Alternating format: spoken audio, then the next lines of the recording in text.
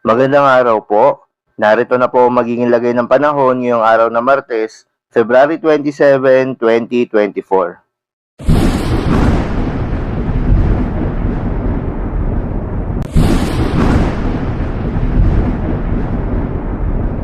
Sa kasalukuyan nga at ayon sa pag-asa, itong northeast monsoon o hanging amihan ang patuloy na umiiral sa malaking bahagi ng Luzon.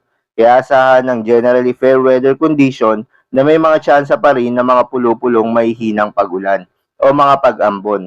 Samantala, ayon rin sa pag-asa, ay mayroong namamataan na kumpol ng kaulapan sa bahagi ng southern portion ng Mindanao, kaya asahan ng mataas na tsansa ng mga kalat-kalat na pagulan, pagkidlat at pagkulog, particular na sa Davao Region at ilang bahagi ng Soc-Sargen. Magandang balita naman dahil ayon sa pag-asa ay walang binabantayan na low pressure area o bagyo sa loob at labas ng ating Philippine Area of Responsibility na maaaring makaapekto sa ating bansa.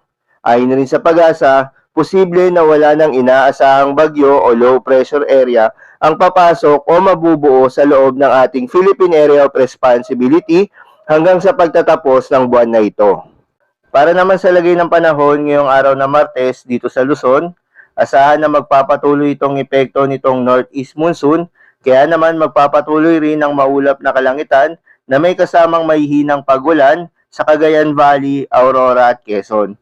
Sa nalalabing bahagi naman ng Luzon, asahan ng generally fair weather condition maliban lamang sa mga tsansa ng pulupulong mahihinang mga pagulan o mga pagambon. Para naman sa lagay ng panahon sa Visayas at Mindanao, kasama na ang Palawan, asahan na magpapatuloy rin ang generally fair weather condition o maliwalas na panahon maliban lamang sa mga tsansa ng pulupulong mga pag-ulan. Muli sa bahagi ng Davao Region, asahan ngayong araw ang maghapon ng mga kalat-kalat na mga pag-ulan, pagkidlat at pagkulog. Kaya naman pinag-iingat yung ating mga kababayan sa Davao Region dahil sa mga posibleng pagbaha o pagguho ng lupa dulot na maghapon na pag-ulan. Para naman sa lagay ng mga dagat baybayin, ayon sa pag-asa ay wala namang nakataas na gale warning sa anumang seaboards ng ating bansa. Ngunit pinag-iingat lamang yung mga kababayan nating mangingisda na may planong pumalaot at yung may mga maliliit na sasakyang pandagat sa hilaga at silangang bahagi ng ating kapuluan dahil sa moderate to rough na karagatan ang mararanasan. So yun lamang po para sa lagay ng panahon ngayong araw ng Martes. Keep safe everyone.